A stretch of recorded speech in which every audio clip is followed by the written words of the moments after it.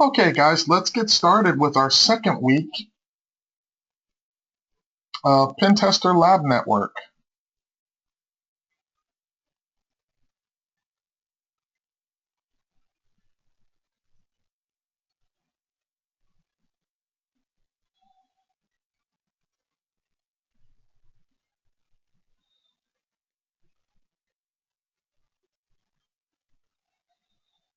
Tell I'm working on some Nmap NSE slides for stuff I want to teach you guys next week.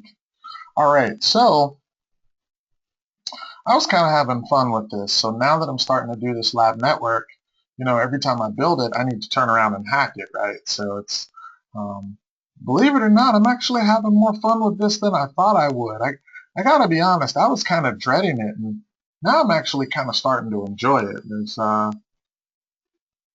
I find like different things that I would do. I'm having people ask me questions, and it kind of makes me like, oh, well, I would just do this. So as students keep, making trouble tickets, like, hey, I was scanning this and I didn't see this, it kind of makes me like, oh, well, how come you don't try um, screenshotting, or how come you don't try, one of these other things? And it kind of got me because, like, I don't know if this makes sense. You know how, like, you pen test for so much, and a lot of the things that you think are trivial really aren't trivial to a lot of other people. And I think it's just kind of one of those things because you've just seen a lot more. It doesn't necessarily mean that I'm better. I've just seen a lot more. But I see that once I talk to the student, and the student's like, oh, well, there's a methodical way of doing it, oftentimes they pick up on it way faster than I learned it. And then what I really love is the students show me, cooler tricks that they figured out. And I'm like, wow, I really didn't even know you could do it that way. It's just all kinds of students figure out all kinds of stuff. So it always kind of makes me wonder, like, why the heck am I teaching? Like, some of these freaking students are so smart. All right, so let's jump right in it. So last week we covered the traditional scanning methodology, right? Ping sweep, port scan, banner grab, vulnerability research, and then actually taking it to a working exploit, right? I know we haven't spent a lot of time covering exploit, and the question that I just got from Bedry was, will we be doing a custom exploit course? And the answer is yes. So what I'm going to be doing is this weekend I was exploiting some boxes in the network, and what I ended up having to do was take some code off exploit.db and make some changes to it so that the exploit actually worked against the target. And it kind of got me like, man, this really is stuff I should be teaching, like how to modify public exploit code so that your exploit works, and yeah, it just kind of got me like, man, I better cover some more of this stuff. So I'm definitely going to do that. Don't worry, it's coming. Okay, but right now we got a lot of scanning stuff that we definitely got to hit. So I'm going to make sure that I hit that. All right, so the process is pretty simple, right? But I think what happens is, like, people really forget that a lot of stuff can go wrong. And a lot of what makes you a good pen tester is not so much how good you are at hacking. It's really how much how much experience you have with system administration and programming. You're gonna find that the bulk of these little tricks that you know from a pen tester side of the world come from your background in system administration, or from network administration, or from software development, right? I mean, that's really, really it. So how many of you guys in here are Cisco guys? So let's just take, for example, any Cisco guys? Who's in the house that's my Cisco monkeys? Where's my router packet monkeys? Where are you guys at? Yeah. So let's say, so I got a couple of you guys who are, my hardcore Cisco guys, right? So let's take, for example, you're on a pen test, And what is the risk of using VLAN 1 and not creating multiple VLANs? What's the risk, guys?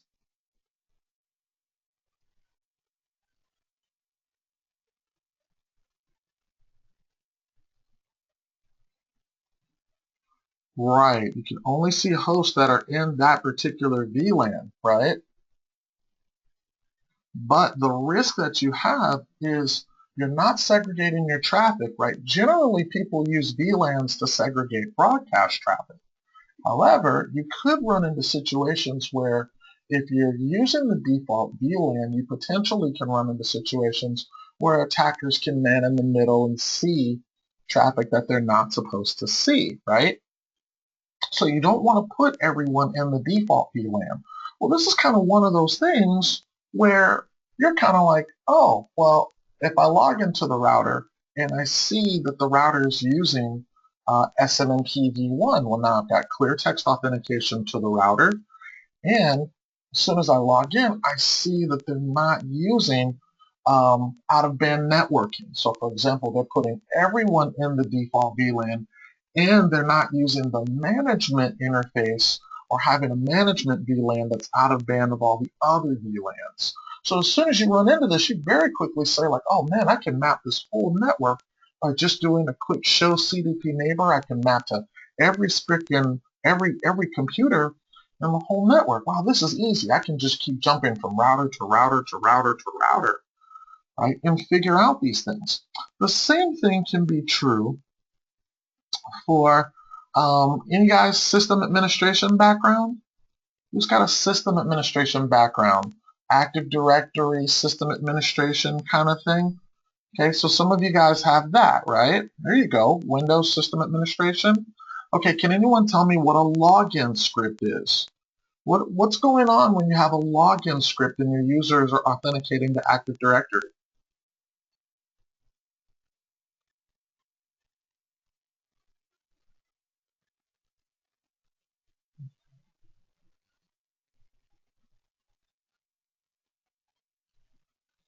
Okay, can anybody tell me?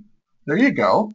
So what you end up with is the potential of if a person who's an attacker could gain access to this login script and modify it, anything that he writes is now going to execute on every machine in the entire environment. This is a great way to attack the network. This is a great way to maintain persistence in the network because you can use this to now spread your backdoor throughout the entirety of the network. And it'll be one of those things that you'll be surprised that from an incident response perspective, people don't look at. It'll just blow you away. People just don't look at it, right? Okay, so like I was saying, what can possibly go wrong, right? Your next thing that you're going to run into is your normal headaches and roadblocks. So let's say, for example, if I'm scanning from subnet 1 to subnet 2, I'll oftentimes run into things like routers, firewalls, intrusion prevention systems that are in between subnets. Other things that you're going to run into is multi-layer switches, right? Switches that perform a routing function as well. You may have access control lists between these different network segments that you're scanning. Another thing that you might run into is remote sites that are joined via some sort of VPN or some sort of compression device. Right? We've seen a whole lot of that where between sites they've got some sort of compression device or possibly some sort of MPLS cloud, or maybe they've got leased lines, right? T1s, fractional T3s, bundled circuits, right? Where it's having to go through some sort of CSU, DSU. Well, again, all these things can be inhibitors to your scanning. The next thing is, how many of you guys have worked in a military or government network where you have what are called multiplexers, like a Promina, and you have encryption devices like KIVs or TAC lanes. right? Also, bandwidth limitations. Having worked in these tactical environments, the bandwidth is horrible, right? Not uncommon to be somewhere with like a 512K link and need to support a couple of hundred users on it. So my buddy Lance is like, yeah, man, I've been there, huh? So like, you get on some of these networks and you want to start trying to scan, and it is like, bring the pain, baby, bring the pain. All of these things from these previous slides, these previous pages, are things that mess with you when you're scanning. Firewalls, multi-layer switches that are performing a routing function, sites joined via VPN or compression devices, sites joined via MPLS, sites joined via lease lines. On the tactical network, tactical communication side, things like multiplexers like Prominus, encryption devices like TAC lanes and KIBs, because you've got the whole thing between what are my ciphertext IPs and what are my plain text IPs, all that kind of world. And then bandwidth limitations. Tactical communications typically tends to have extremely low bandwidth. Okay, well, as soon as you connect to the network, you start scanning. What I hear a lot of the students say is, hey man, I just don't see anything out there. They do a ping sweep, right? So this slide right here shows you how to connect to the network. So you connect to the network with our VPN, and then you do the most typical thing, which is a ping sweep, right? So you see right here, Nmap, lowercase s, capital P, that's your ping sweep. You try to scan the whole network. And then what you immediately realize is nothing works. Let's give it a shot. So I jump down here. I immediately say Nmap, let's go, sudo Nmap, lowercase s, capital P as in Paul, 10.0.0.0/24, and I just go for it, right? So I go for a quick scan of the network, and we'll just check and make sure I'm still connected to the VPN. Yep, I'm still in. That's good.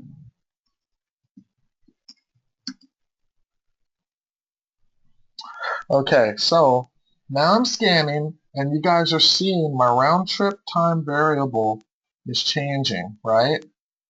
So I'm definitely running into one of those limitations that we talked about earlier, aren't we?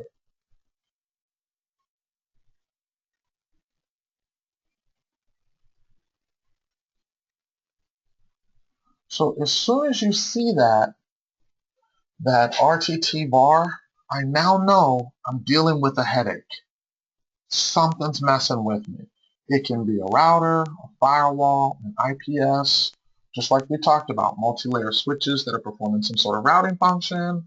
I may be going through a VPN. I may be bouncing from site to site through some sort of MPLS cloud. I might be going through site lease lines and dealing with CSU, DSUs.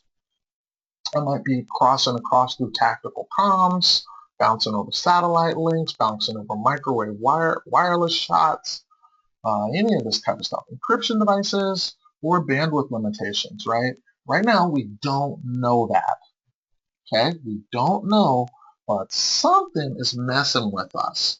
Okay, now as soon as I've done that, I got 170 hosts up.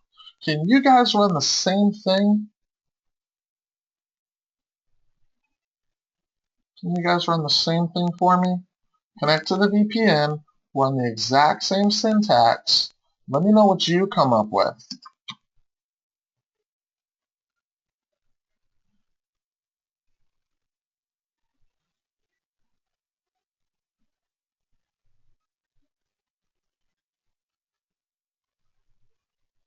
Anybody find anything interesting if you ran that?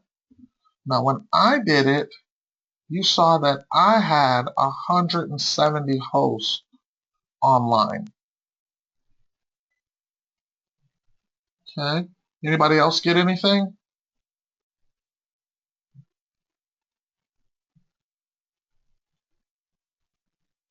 Okay. Now, I don't know about you guys, but very few networks are so deeply saturated.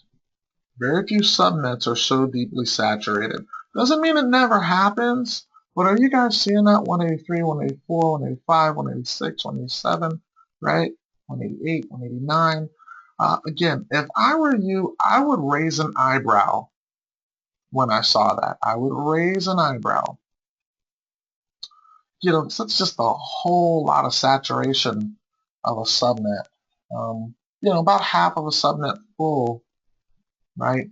I'd be a little conscious of that, right? I'd want to try and dig a little deeper. So what I would do is I would change that from a capital P to a capital L. Capital P to a capital L. So why don't you guys do the same thing,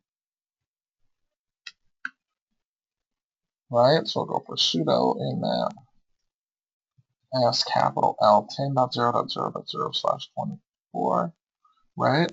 Like that. I'd go for that, okay? And I try to see if any of the hosts, okay, first scan still running? Okay, bud. So the reason I would try to do that is I would try to see if any of those hosts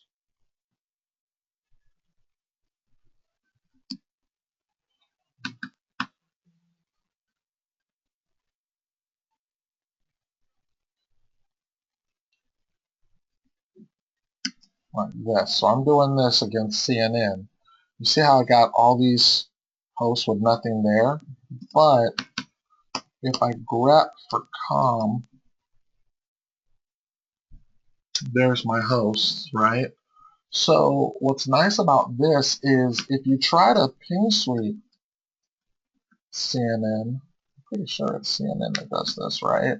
So I'll try to go for that ping sweep against CNN. Let's see what happens.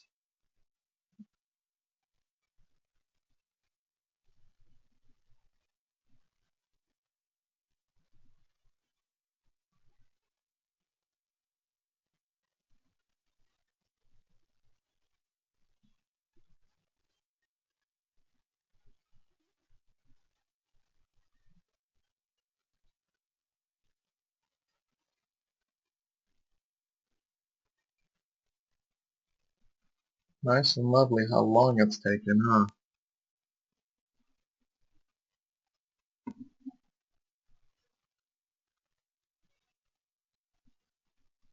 There we go. All right, so he shows all 256 hosts up.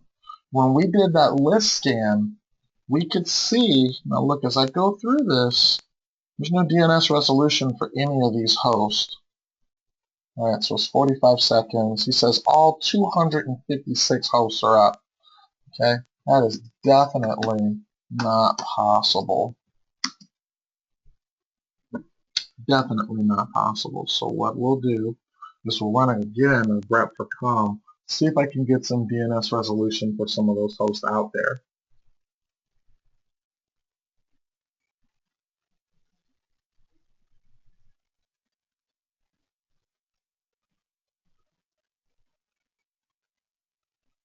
Absolutely, Steve. I am going to cover that, but I'll be covering that this weekend.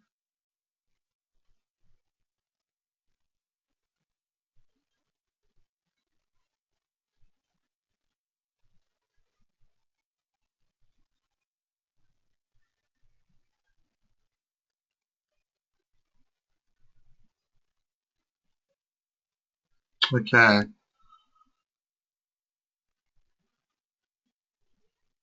All right, so now we got some hosts from that ping sweep. There you go. Did you guys notice now when I grep for com, I got some hosts here? So that ping sweep, this lets you know you're dealing with a firewall for sure.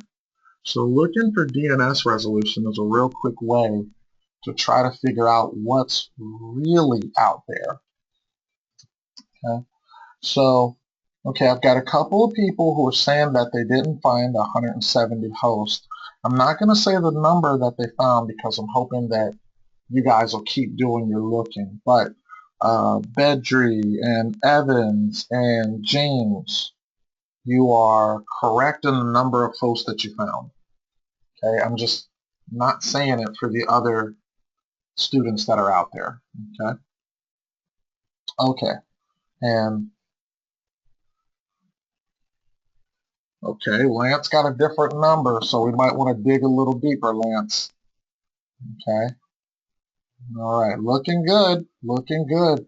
Okay, so we did our first couple of options, right?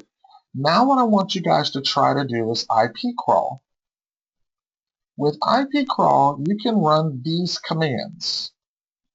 IP crawl does the exact same thing as your Nmap list scan. Does the exact same thing. So all you're going to do is download IP crawl. You're going to compile it. GCC is the GNU C compiler. You can see that it's a C file. You're going to do an output to the file called IP crawl, and that's how you run it. You're going to change mode to give it the execute flag, and you're going to tell it to scan the whole subnet. Okay, I've already got it compiled and installed. So let's see, go into my tools directory and /ipcrawl, right, 10.0.0.1 to 10.0.0.254, and you'll see how quick it is. But if you look, you see that there's no change in DNS name. Okay, now that should tip you off, okay? You guys should have figured out right now there is no Active Directory in this environment, okay? There is no Active Directory in this environment. Can anyone tell me why?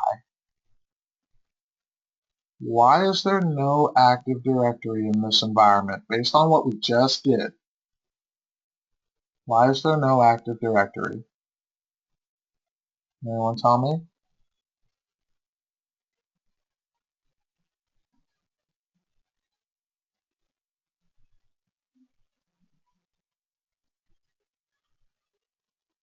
Good, good, good, good. If there was Active Directory is based on what protocol?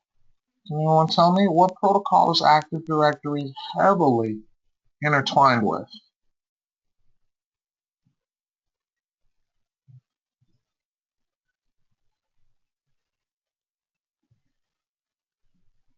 Hmm? Okay, LDAP is one. LDAP is one. Okay, Kerberos is for the authentication.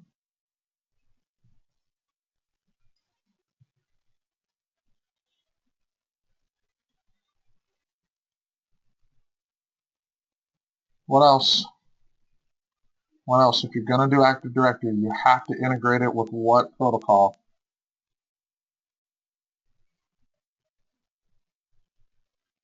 Dun, dun, dun. DNS. Good job. So, if you were scanning this network, you would see, if there were Active Directory, these computers that we find in here would have host names that would include the domain name, right? So you would have, joespc.labnet.com, okay, as an example, right? So the entire thing, as you went through the whole domain, you would see computer name dot domain name, right? And then you'd also be able to do net commands, right? This is what simulates an internal pen test, okay? So we definitely should be able to figure out if there's Active Directory present based on these two scans. In this case, there's not. Next week, there will be, okay? Next week, there will be. So remember how I told you the topologies were changing each week? So last week, we just had a couple of hosts out there. We were just trying to do host discovery. This week, we're trying to really work on service discovery.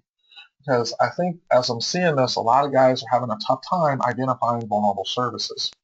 Well, before we can identify vulnerable services, I know it's a little slow, so I'm sorry for those of you guys who are a little bit more advanced, but we gotta get the students more comfortable with identifying services and taking into account things that'll mess with it. So we tried our two scan types. I already showed you this, right? So if your ping sweep is blocked, here's an alternative. Another alternative was the ARP scan. Now, in this case, the ARP scan will not work. In this case, the ARP scan will not work. Can anyone tell me why?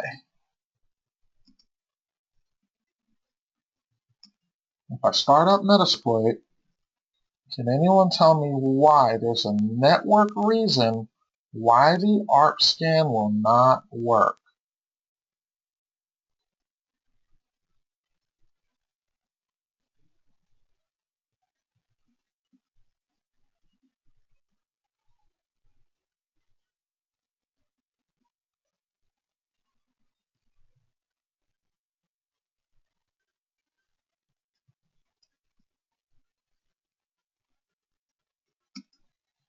Boom. As soon as I ran it, that joker was like, what? Oops, no device found.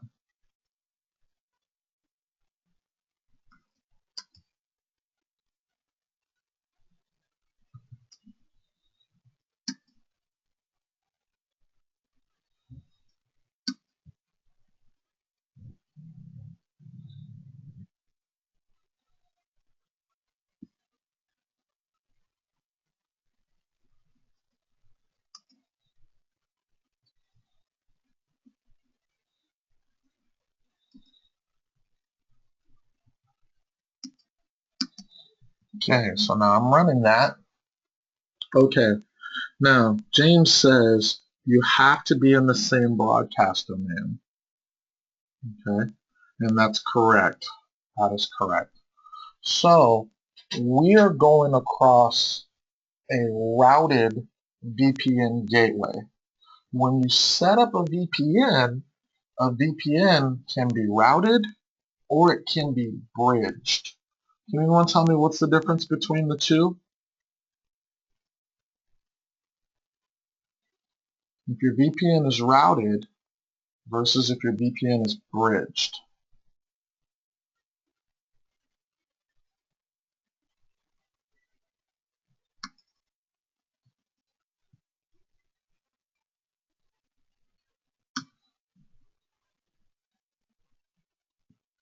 Anyone tell me what that means?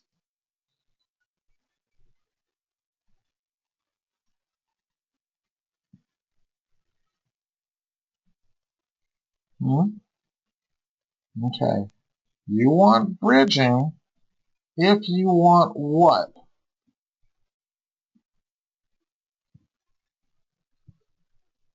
Your LAN and VPN clients are in the same broadcast domain. That's bridging. So in this case, you have a layer 3 boundary between us and the target network. Yes, I'm going to be covering pivoting. I will. I'm going to cover pivoting. I'm going to cover tunneling. But we got to get through scanning, right? Okay.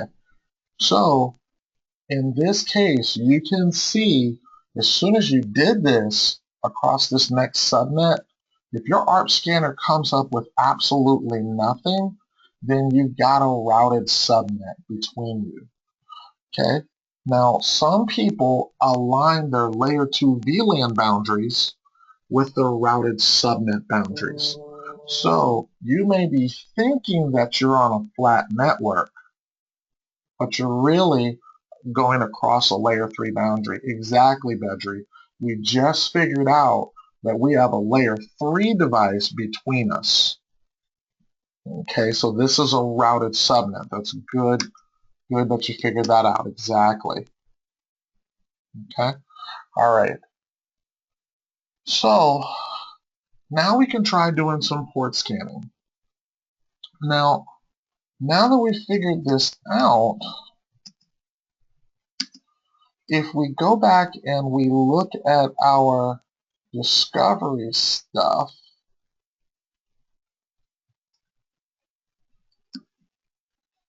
we need to figure out what's causing us some problems.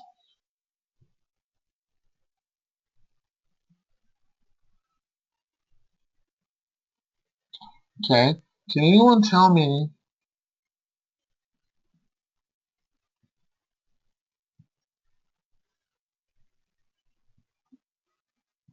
what exactly is going on here? Okay.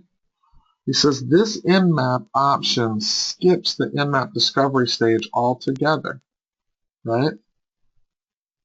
Normally, Nmap uses this stage to determine active machines for heavier scanners. By default, Nmap only performs heavy probing, such as port scans, version detection, or OS detection, against hosts that are found to be up. Okay? All right.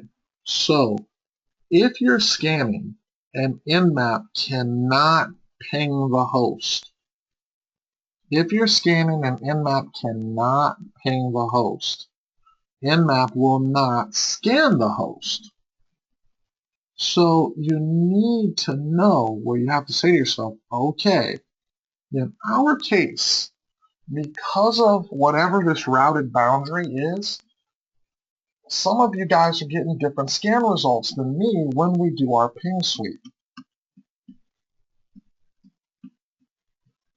So when we do our ping sweep, some of you guys are getting multiple hosts, some of you guys are getting all 256 hosts. That's definitely telling you that there is a layer 3 device that's doing some sort of filtering. It could be a screening router, it could be a firewall, it could be something. Something's messing with us. So now, as soon as you realize that, immediately what I would try to do is I would try to test the network without pinging it, right? So let's try it like this, okay? So I'm going to do a -pin. I'm going to look for port 22, okay? I'm going to look for port 22, and then yeah, we'll just do that, okay? So I want you guys to try this, just looking for port 22.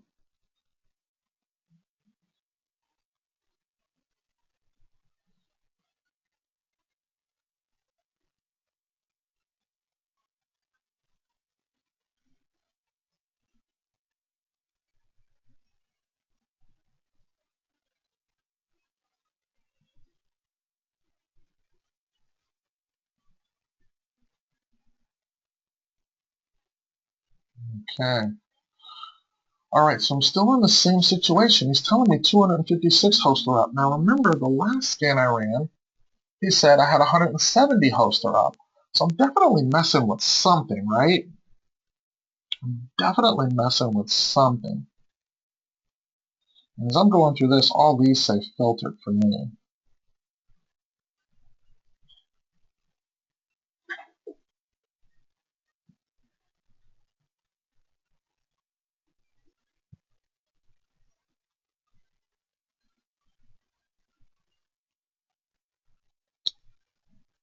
Okay. All right. So the question that I just got asked is, am I dealing with a NAC device? Most likely, no, I'm not. I'll show you why. Okay. If you were dealing with a network access control device, NAC device, most NAC devices are going to use something called 802.1x.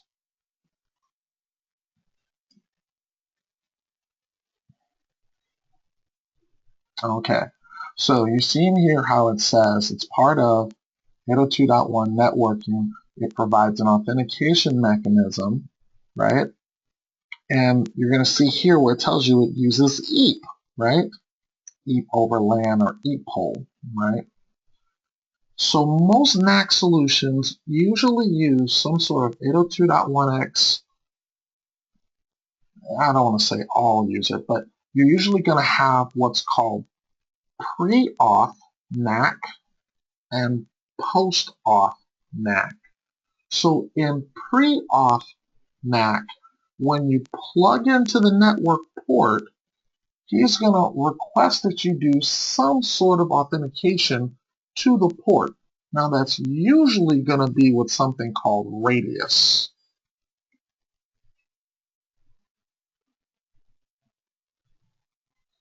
Now the radius is going to be with Open Radius in Linux or with IAS, Internet Authentication Server, in Windows, right?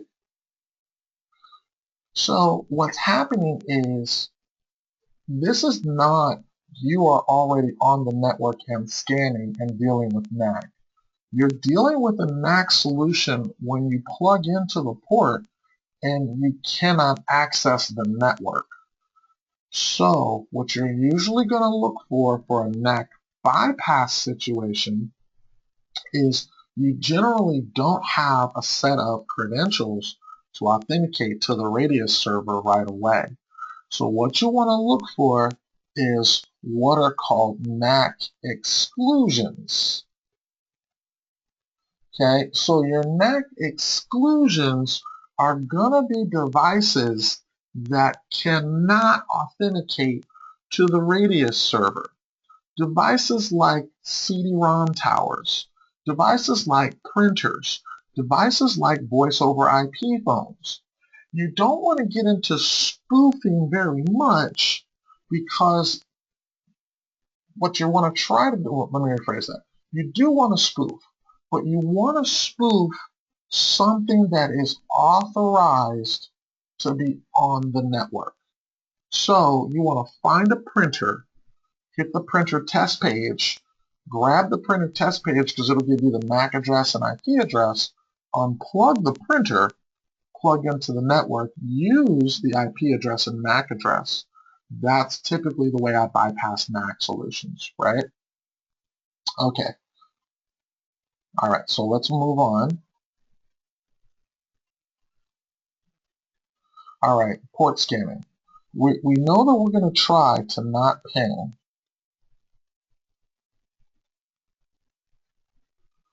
So I'm going to do a lowercase s, capital V. Can anyone tell me what that one is going to do for me? Yeah, that's going to do my version grab, okay?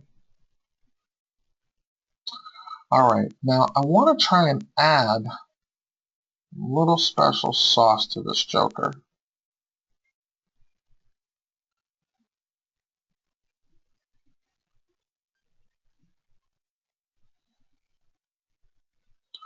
Okay, what I'm going to do is I'm going to change it and add some timing to it. Okay, so what I'm telling it to do,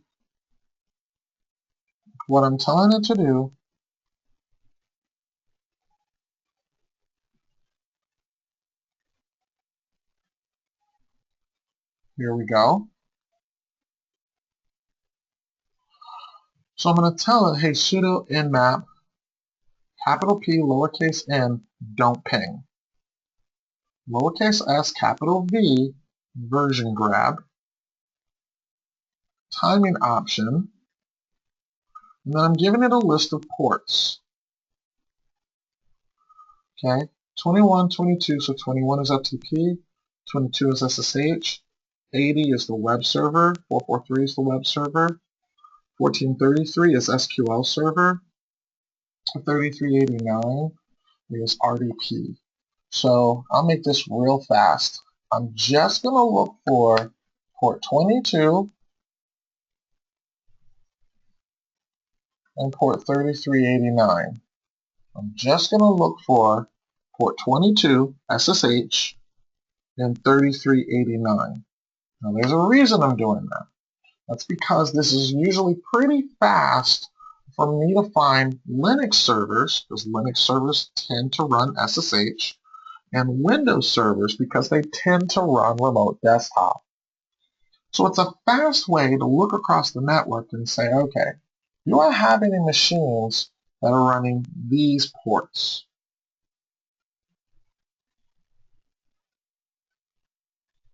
Okay.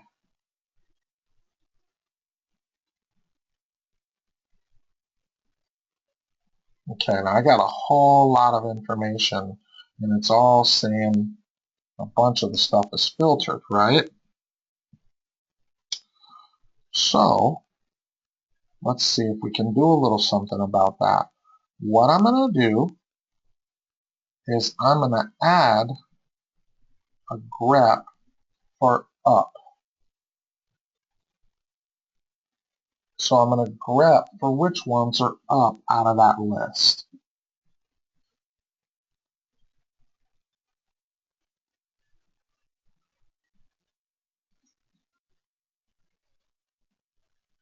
Okay, I got nothing.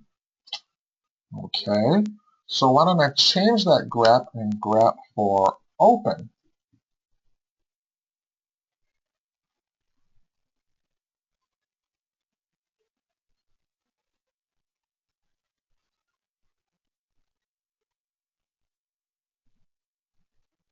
Aha, I see, said the blind man.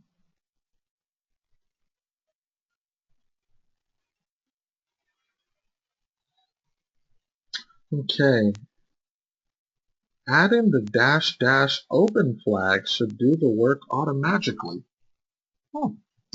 Steve, you need to start teaching my classes for me so I can have a vacation. Let's see that. Does it do that?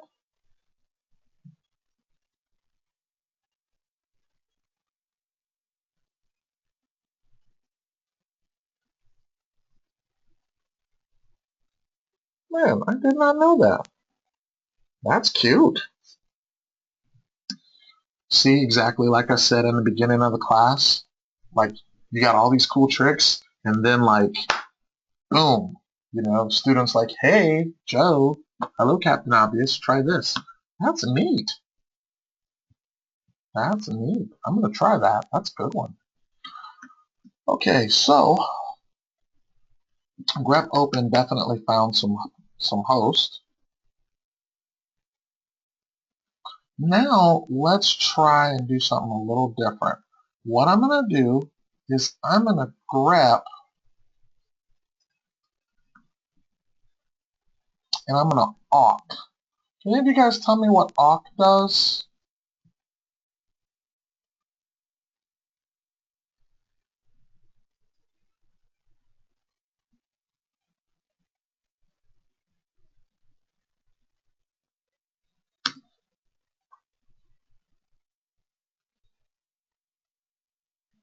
There you go. So he's just selecting fields. Okay? Yeah, print these fields, right?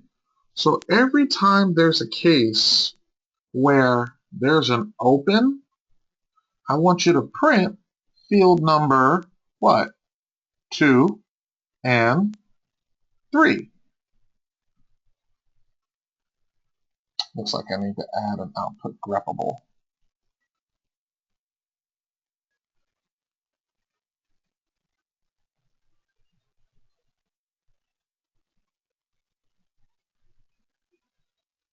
Here we go. I'll paste that in for you guys. Okay, I'm sorry I forgot to tell you. Also add output greppable. So output greppable, right? So dash OG space dash, right? Gotta have the space dash. So what you're saying is look for open. In every case where you have an open, print field 2 and field 3.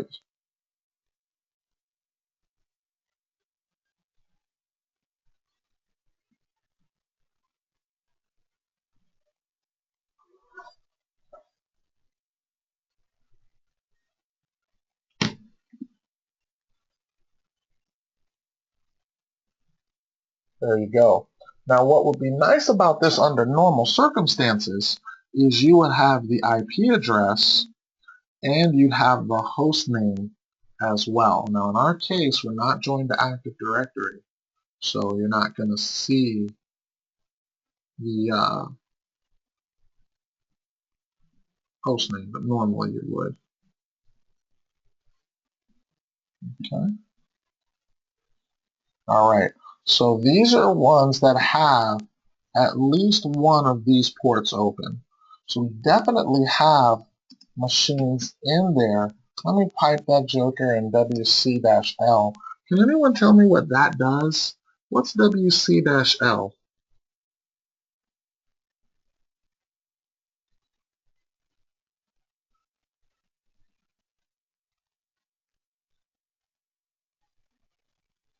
WC-L. What's that?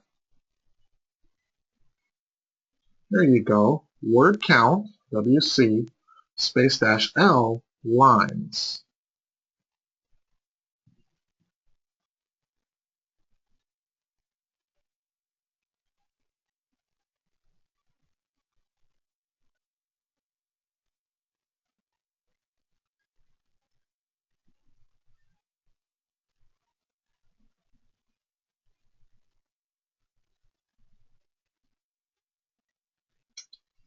All right.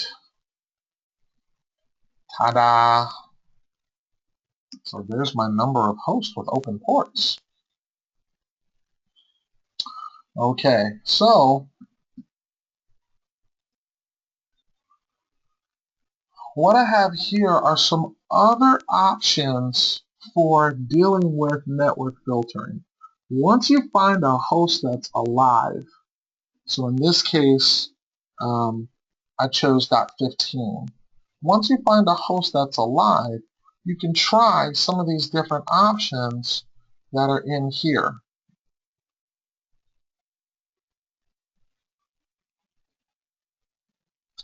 Does this really work against modern intrusion prevention systems?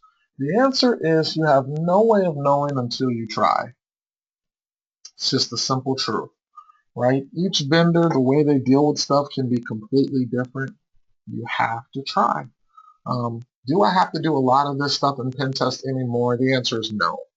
No, I really don't. I really don't. But I found for the purpose of a lab, it's really good to throw as many of these network roadblocks in there for you guys, because it's really giving you the chance to teach a lot of stuff. So I made some firewall changes even an hour ago, just so I could allow the ping sweep to work, because everybody noticed all week I wasn't even allowing ping sweeps. And then what we ended up doing was I had to like turn it down and add like a static route so that guys could get into the network. But I had well, I guess I can tell you the trick that I had. I had UDP turned off. So I allowed all TCP, I blocked ICMP and UDP. The reason is because if anybody ever actually looks up the Nmap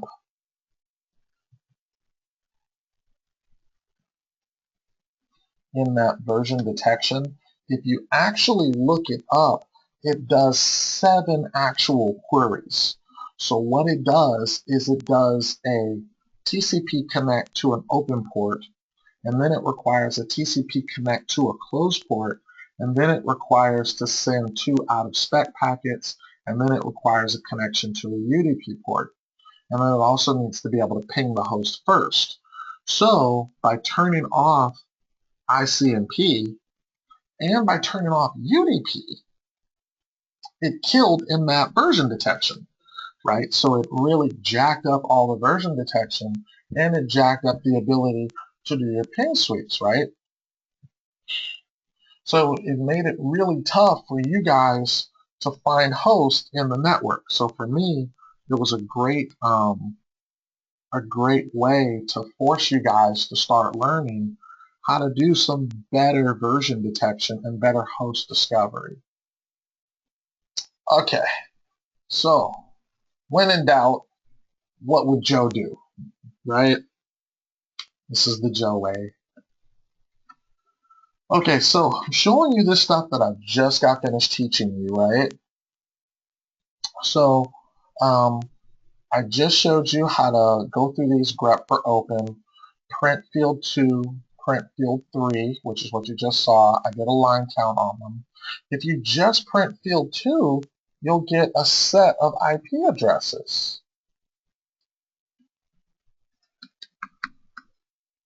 So if you do that,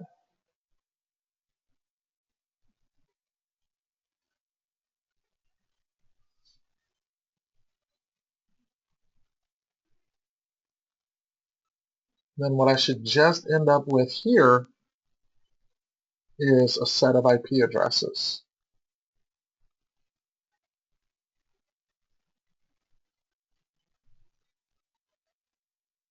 There you go. So this becomes my IP address list, and then what I would do is I would feed this list into my vulnerability scanner. So if you have Nessus or something like that, once you're done outputting your formatted list of hosts that you know are reachable, then you make Nessus consume the list.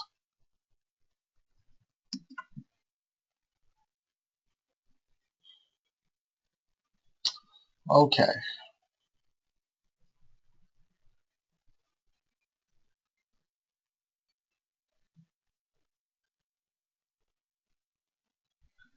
Alright, so as far as other stuff to try, this is just printing different field numbers.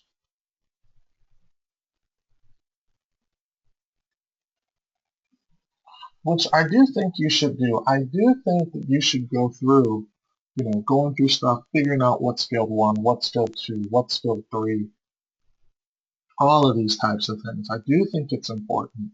So you can start figuring out like, okay, if I get this field, that'll be the ones that are running SSH. If I get this field, that'll be the ones that are running 3389. That'll be the ones that are running, these prospective things that I'm looking for.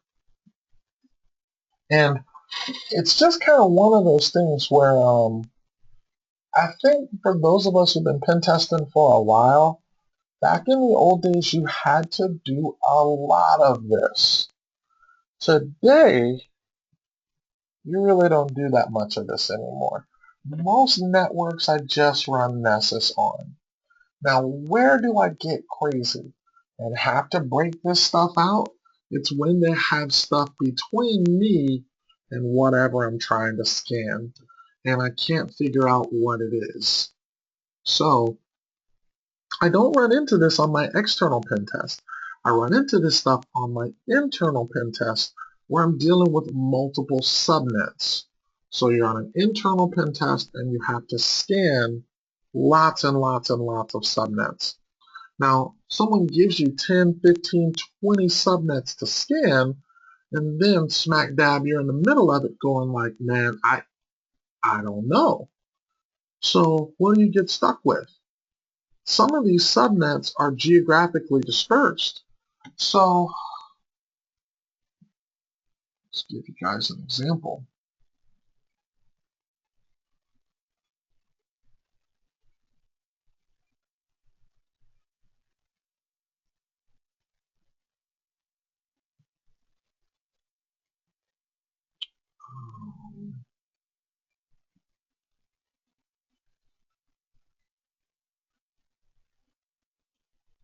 Okay, so here's a pen test that I had to do last year.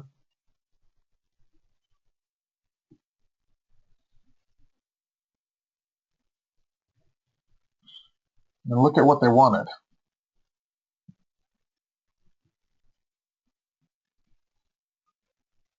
Does that look like a lot of subnets, guys?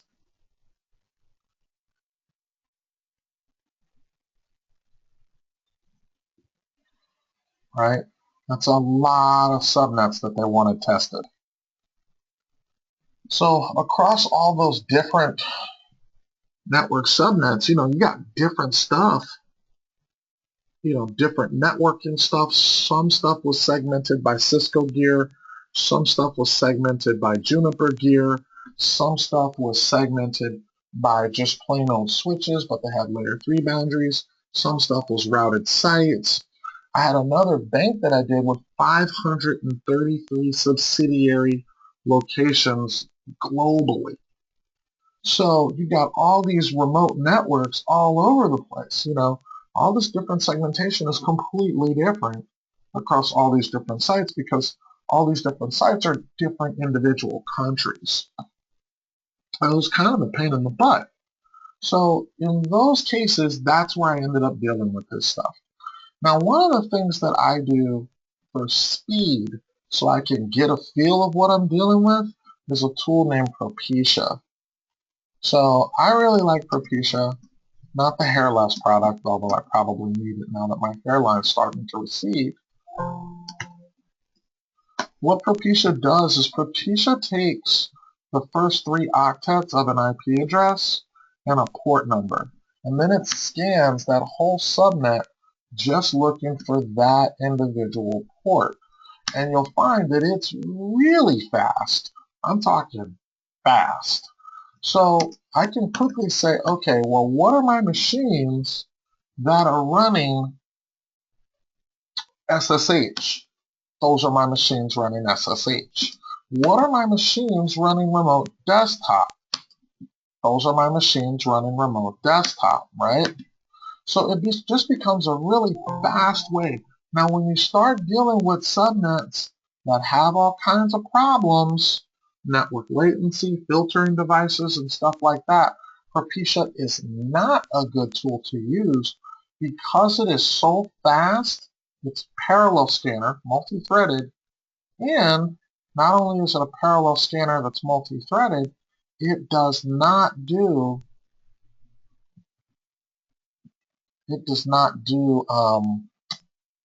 any retransmits. So there's going to be times where you'll run the exact same scan against the exact same subnet and come up with different results because of collisions or network latency. So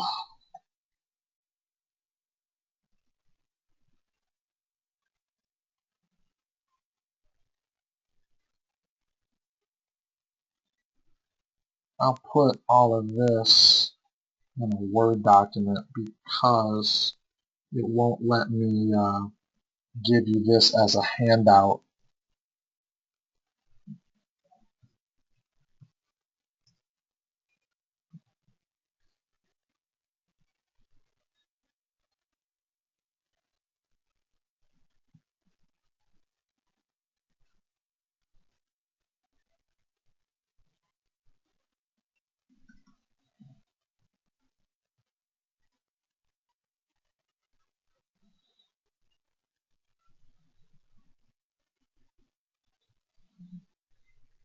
Okay, so I had to do a pen test, and I had to do a pen test of a really large Las Vegas hotel.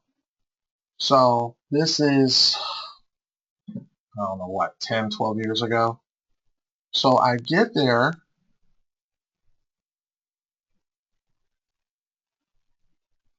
Where did I just save that to? Sorry guys, don't ever get old.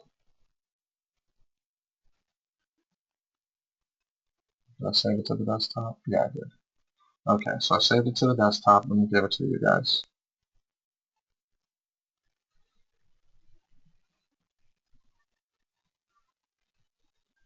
There you go. Let's try it again. Is it because the file is open?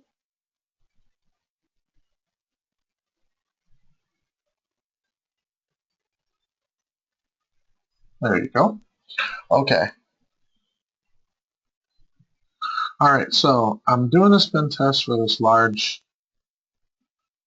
Vegas hotel, and it's supposed to be 5 days. And me and Brian, my buddy who was pen testing with me, we were late coming from another engagement. At the time, we were working for Extreme Networks.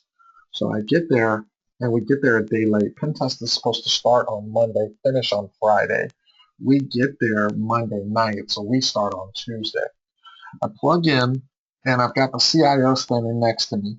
I start running some really quick Propecia scans because he can't tell me where everything is, right? And he's got this huge network that's basically the entire 10.6 network.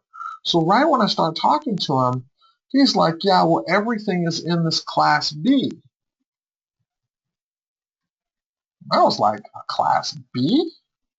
He's like, yeah, so everything is in this class B. It's in the 10.6 network.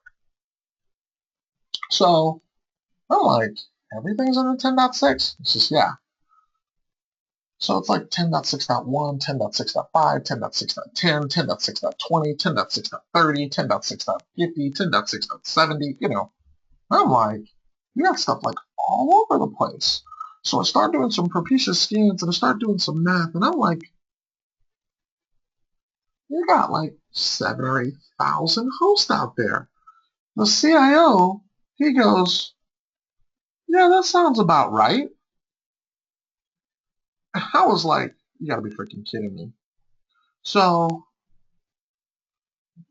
basically what it boiled down to was every single room in the hotel had anywhere from 3 to 10 IP addresses. Every single room. You know, the phone had an IP address, right? So most of the hotel rooms had at least 2 phones. Most of the hotel rooms had at least 2 TVs. The refrigerator, you know how like when you take food out of the refrigerator, it charges you? The refrigerator had an IP address, right? So all these different things, you know, and then like the menu, the snack tray, when you take food out of it, it charges you. That thing had an IP address. So, you know, all these things. So what I ended up saying was, okay, what I'm going to do is I'm just going to port sweep. So I want you guys to walk through the logic, right? So literally, I was right there in front of the customer and I wrote this script. It was my first time writing a script on a pen test. So, you know, you got to forgive me, guys. This is freaking 12 years old, so I wasn't like some scripting ninja back then, right? So the only thing I did to this is I just did a find replace on the customer name, but it is the exact script, right? So you see that the script starts by making a directory called temp. It had the customer name, and then it had internal scan services, right? Scan for Windows, scan for Sun RPC, scan for Telnet, scan for printers, scan for SQL servers, scan for Oracle, scan for MySQL. So you would see what it would do is it would say echo scanning for Windows host. So it creates a variable called win counter set to 0. Okay, can anyone tell me what this line's doing? While win counter is what?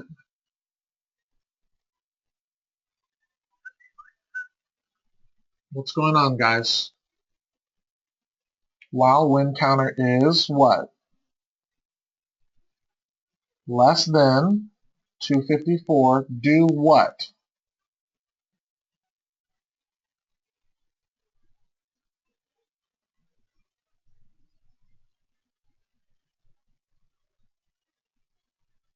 Good. So it's going to run propecia looking for what port, guys?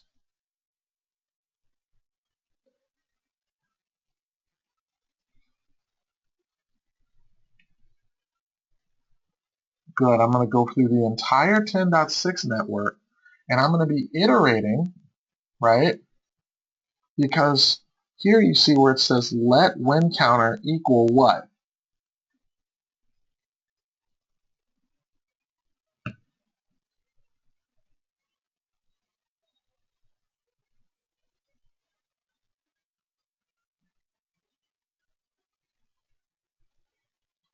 There you go. Basically the next host.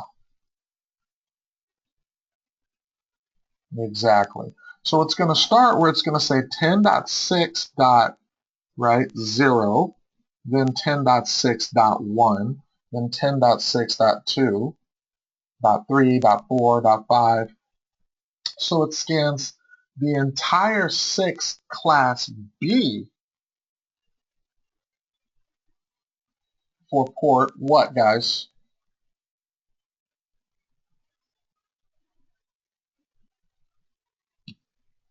For port 445. Beautiful. Okay. Then he's going to write all of that to a file called what?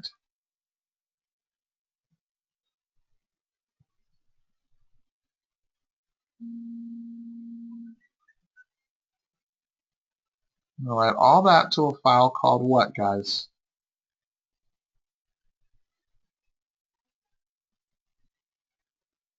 See right here, Windows host. There you go.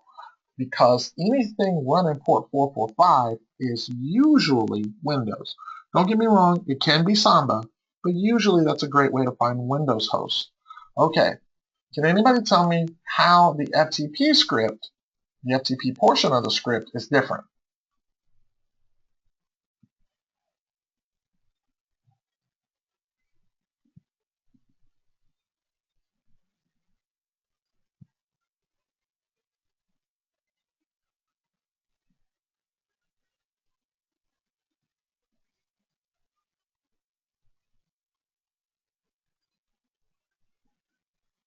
What do I do here for the FTP portion of the script?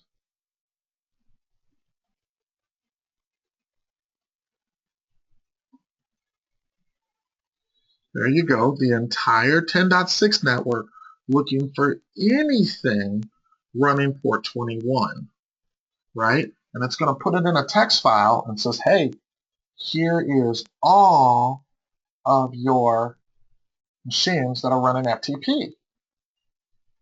Then I did the same thing for what?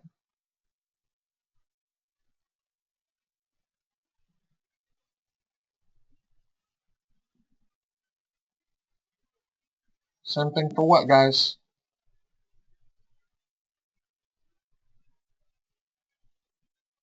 Port 111, Sun RPC. Great way to find Linux and Unix machines, right? Then I did the same thing for what, guys?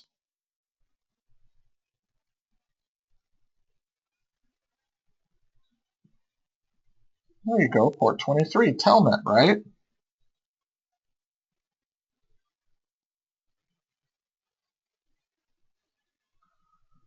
Then you turn around and you see that I did the same thing for printers, didn't I?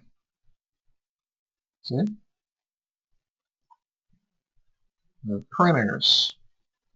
I did databases, right? MSSQL, port what?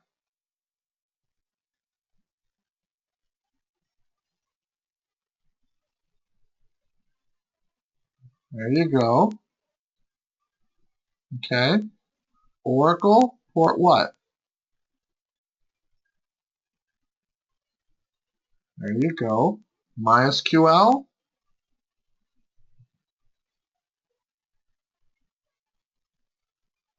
There you go. Beautiful. That's what I'm talking about, Kennedy. Okay, so here's my only little trick.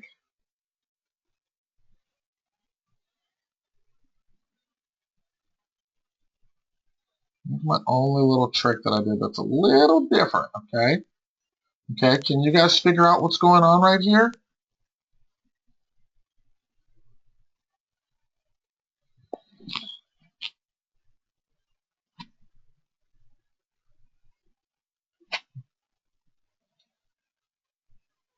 So 4x in cat that file. Then I want you to do an nmap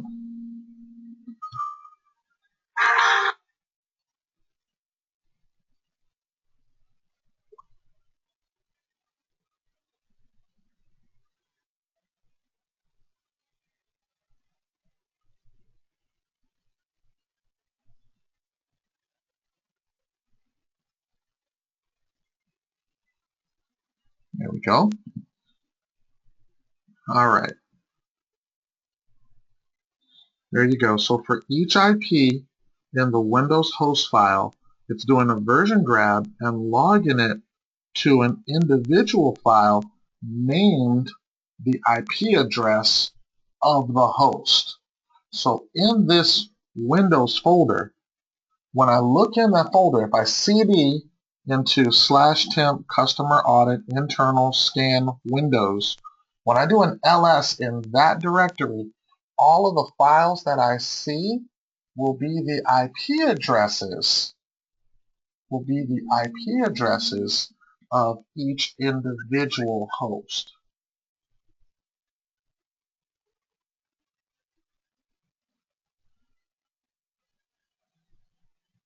So it becomes a way that you can say, like, okay, here's all my Windows machines, here's my machines running FTP, here's my machines running Sun RPC, here's my machines running everything. So if you go into my services folder, right, or my scan folder, everything you'll see, it'll have all the stuff all sorted for me.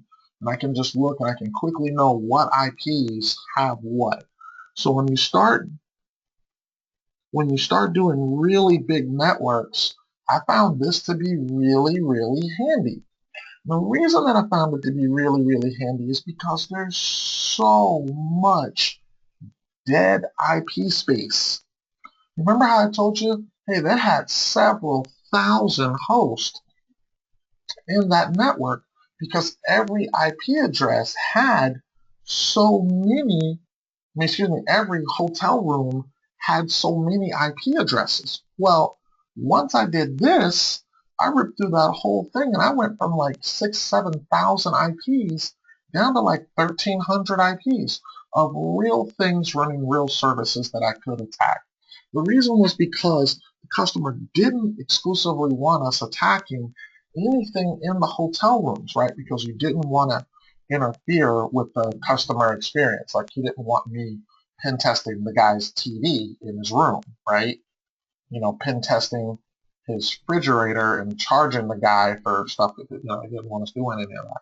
So he just wanted us testing internal applications, internal servers, and all that kind of stuff. And because the stuff wasn't really well organized and documented what was where, at least that he was willing to give me because he wanted me to discover it, this was how I had to do it. Okay, now I'm sure that there's probably much more elegant ways to do this, but for me, this was such a fast way to cut down on all that dead IP space and only scan stuff where I actually had real targets out there. Okay. All right, let's jump through to our next section. Okay, so I've covered that.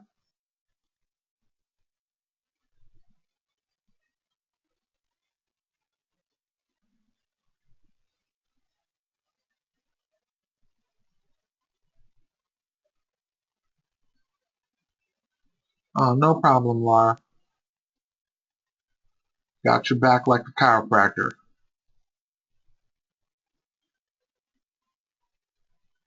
Okay, so we figured out that a great way to look for Linux hosts is to look for port 22 and 111. Great way to find Linux hosts. A great way to find Windows hosts is to look for port 445 and 389. Okay, now here is some stuff that I'm not going to do, but I'll give you a little bit so you can get an idea of what I'm talking about here. This is a really verbose look at Nmap NSE. Okay, so what we're going to do is I'm just going to do a couple of them. I'm not going to do all of them, but here's a pretty good one for finding FTP services. So I'll paste this in here for you guys.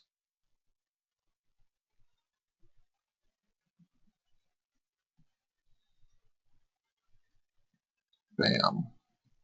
Light that joker up. Come on, computer. Make like a squashed tomato. Catch up.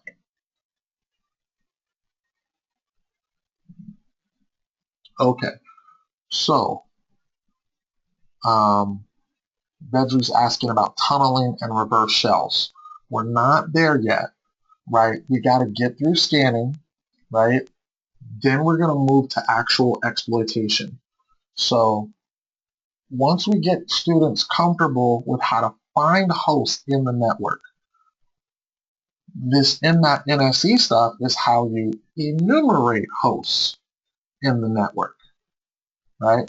So now you're seeing for each machine, we're finding out which ones are running what version of FTP software. See that? So you find the host in the network. The first skill is, are you good at finding hosts?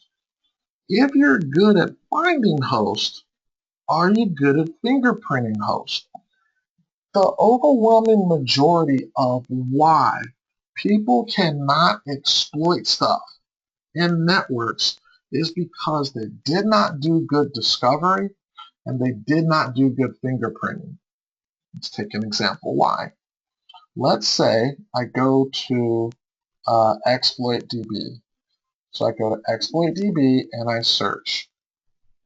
Now, while I'm searching, I want to look for serve you FTP. So 7HZN, and I'm looking for serve you FTP. So this is the version of FTP software that I find. Okay, so let's say I find a host in the network and it's running serve you FTP. Okay, so I want you guys to look at that.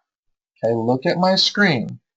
Okay, so if I found a machine that was running serve you FTP, okay, serve you FTP, and it's running serve you FTP 7.2, serve you FTP 7.2. Looking at this screen, can I exploit it?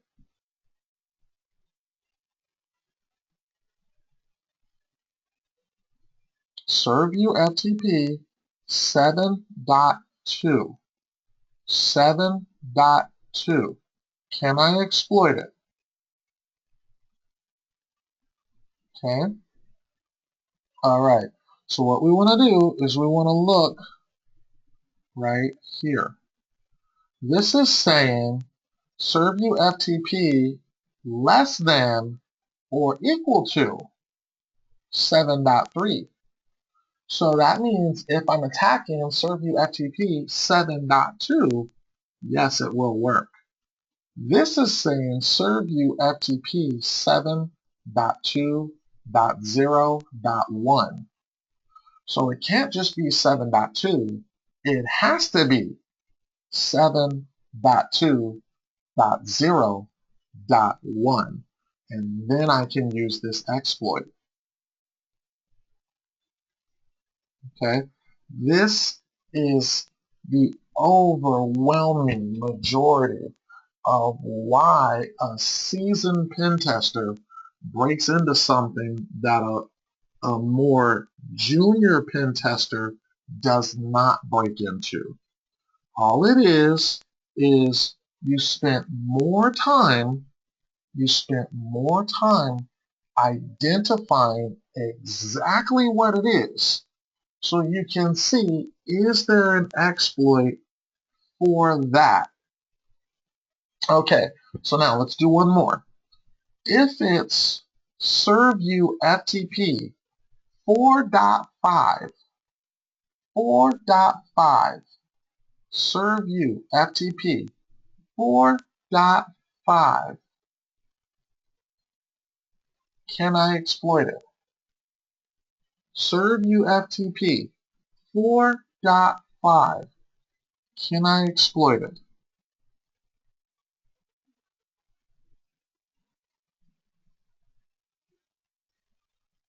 Okay, good job. The answer is yes.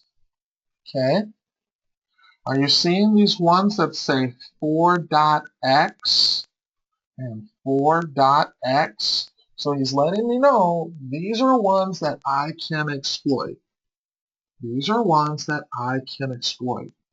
So if you're looking in your vulnerability banner grab results and you see, oh, it's running VSFTPD version 3.0.2, you would immediately say, okay, let me go look that up and see if there are any exploits for that version of FTP software.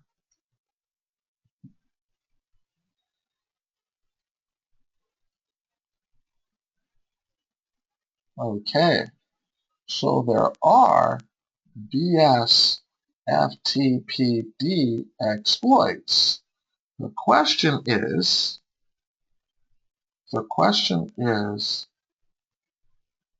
are there?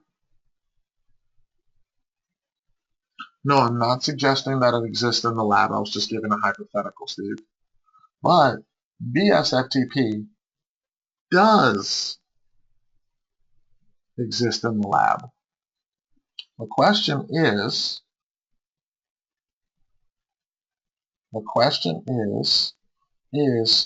3.0.2 in the lab? Here on this list.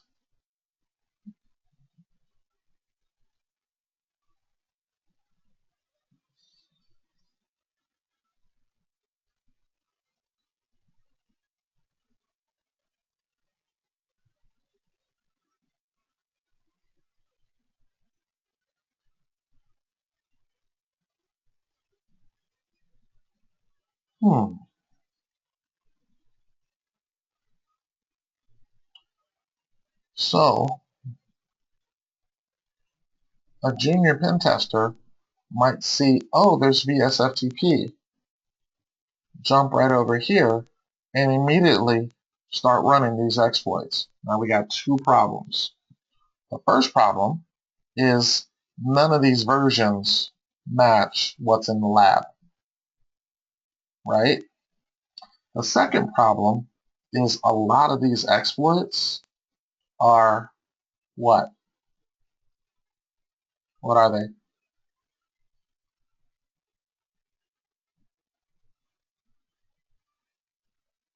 They're denial of service exploits, okay? So there's no point in doing a denial of service, right? We're not trying to do a denial of service, okay? Second thing, when you look at the next one, what does it tell you it is? What is that?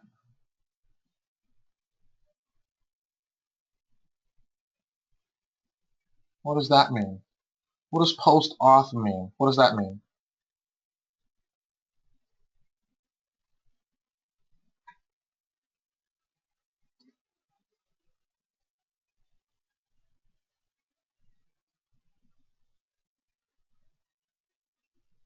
You want to tell me what post auth mean? What does that mean?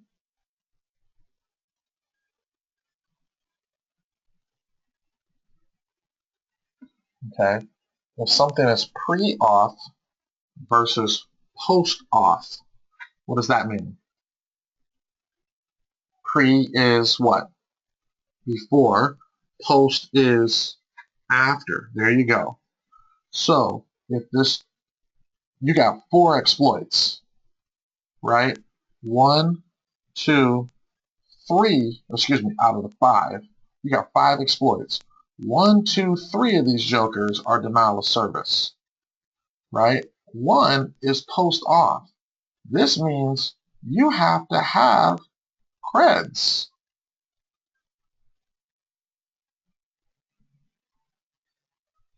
right? You got to have credentials to attack this sucker. If you don't have a valid username and password for that FTP server, this exploit doesn't work. So that only leaves you with this being the real only VSFTP exploit that you could use, and the version number does not match.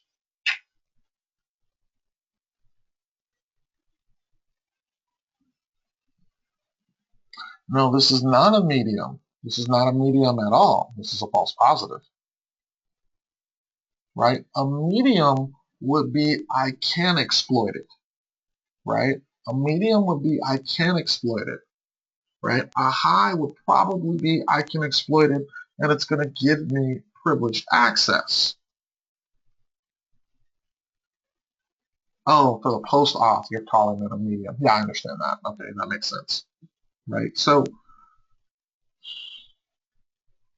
this just kind of becomes welcome to pen testing. Okay. All right. So let's wrap it up for tonight. And now let me give my strong hint. Okay. So we've got a buddy in the lab who's like, Joe, I want to root something. I want to pop a box. Strong hint. Strong hint. Use the force loop. No, not good enough. Let's see. To let you know, in the lab for this week, I really tried to focus on vulnerability scanning and host identification. So I didn't put a lot of exploitable stuff in the lab. However, there are of exploitable stuff that you can use to break into the box.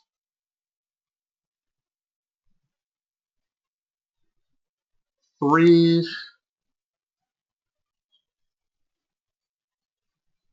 two, three, four vulnerabilities that should give you user level access. 1, 2, 3, 4 vulnerabilities that should give you admin level access. SQL map probably won't get you much. If you're going to do SQL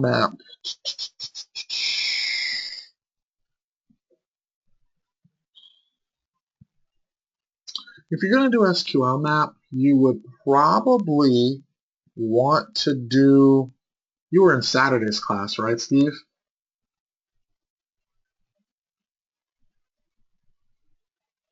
Okay.